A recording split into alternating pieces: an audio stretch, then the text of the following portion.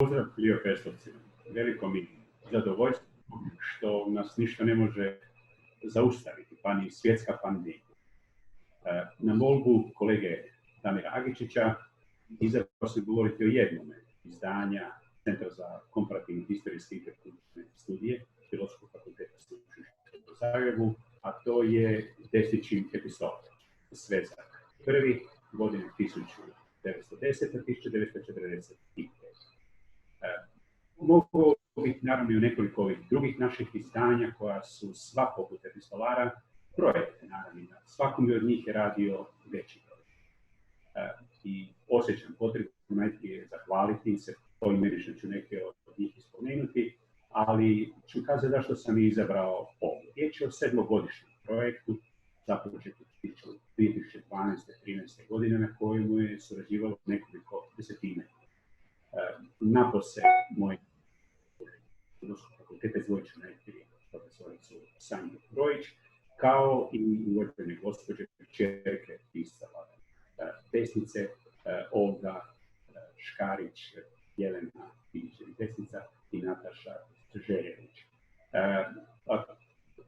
Ono što mi je naročito veliko zadovoljstvo, dakle tu riječ o velikoj zbirci 270 sačuvanih pisana desničnih osobnih ostavštine, koja su svjetkim izuzecima do najnovijih vremena ostala nepoznata istraživačima. Dužan sam kazati da je to koliko god bio izvorno moj projekt, on ostao otvoren do praktično posljednje faze rada zbog toga što je iziskivao suradnju velikog broja. Inače se desnicu može čitati na vrlo različite načine, a njegovo životno iskustvo, njegova ostavština isto tako, sve ono što se javlja na rubovima njegovog iskustva sa takove naravi, da su dakako iziskivale u svakoj fazi rada mnoštvo konzultacija, mnoštvo disciplinarnih pristupa, specijalizacija i tako dalje. I meni je ogromno zadovoljstvo što smo uspjeli u programu Desničnih susreta 2019. Ne samo završiti taj posao, nego i u auli rektoratu sveučilišta predstaviti ga javnosti.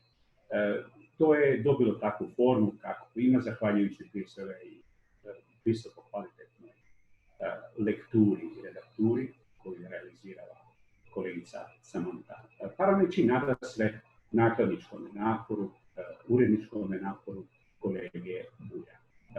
U ovom raspoloživom vremenu ja bih htio svega nekoliko naglasaka o smislu toga posla. Prije svega riječ je o vladavini desnici, dakle klasiku moderne hrvatske književnosti, da stoga je već zbog same te činjenice potpuno legitimno, kao i u nekim drugim slučajevima, Makoševim, Uljedićevim, Krleževim i tako dalje, objavljivanje njegove osobne ostavštine. U njegovom slučaju to je imalo i dodatnog smisla iz jednostavnog razloga što je on najveći dio te ostavštine sam uništio ovako uopće i dospjela do vremena kada je on na neki način svoje račune sam sa sobom u 1950. i 60. Naime, njegova obitelj, koja je od tih najranijih vremena u perspektivi 20. stoljeća kao bogata obitelj, prestižna obitelj, bila i dislocirana na različitim stranama.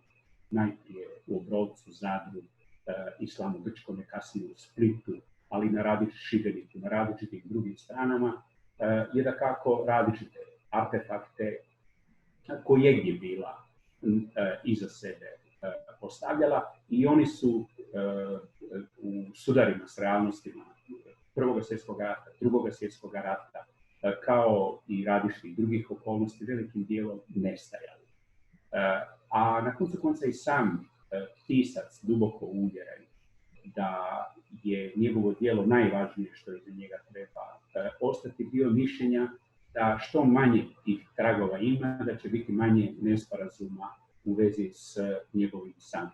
I tako da ovo što mi radimo doista neka vrsta arheološkog projekta, bila u svim fazama koja je iziskivala ne samo jezične, kulturološke, psihološke, različite druge historiografske i tako dalje kompetencije, nego i puno razumijevanje problema s kojima se trebalo suočavati. Svatko ovu knjigu, koja je dosta velikog opsega, oko 420 tiskanih strana sa tih 270 pisama, oko 1200 bilježaka, sa 4 studije, sa kazalima različitima, tablicama različitih vrsta, dakle svemu onome što ovo izdanje uistinu čini kritički, po mene sumnjivo može pristupiti na vrlo različite načine.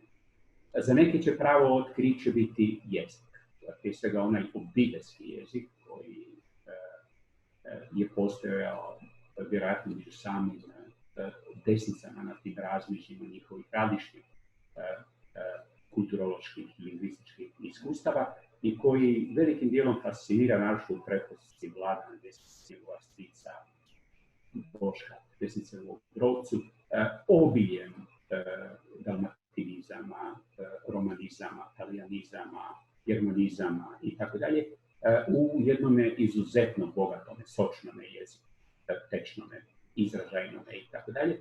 Tako da na neki način i ova knjiga sama po sebi je neka vrsta književnog dijela kad se tiče o njegovoj samoj supstanci. S druge strane su problematike. To je u što ćemo nepoznati. Desnica, puno je toga što se moglo samo nasučivati. Sve te formativne godine, neovisno da jesu li zadarske, kotarske, splitske napose i tako dalje, otkrivaju mnoštvo kulturnih krugova sa svim onim unutrašnjim napetostima, kreativnim potencijalima s kojima se on sam itekako bio identificirao, iz kojih je i crpio sve ono što je njegov opus i čini tako izražajnim i čitljivim i danas kao što je to bilo vremenima kada su se njegova djela bila objavljivala. Ono što moram još kazati, to je prvi svezak. Drugi će se već drugačije raditi jer se u suradnji s vrsnim arhivistima, doraslim na izazovima digitalne humanistike ušlo u digitalizaciju 80-ak kutija knjigove ostavštine, tako da će sljedeći svesci koji su dogovoreni s ciljima na čemu na najljepše zahvaljujem biti rađeni naravno kompatibilno ovome izdanju, ali ipak na sasvim drugačiji način. Iskustvo koje smo ovih proteklih 7 godina stekli je sasvim sigurno veliko, ali ohrabrujuće. Drago mi je što sam vam ovo mogu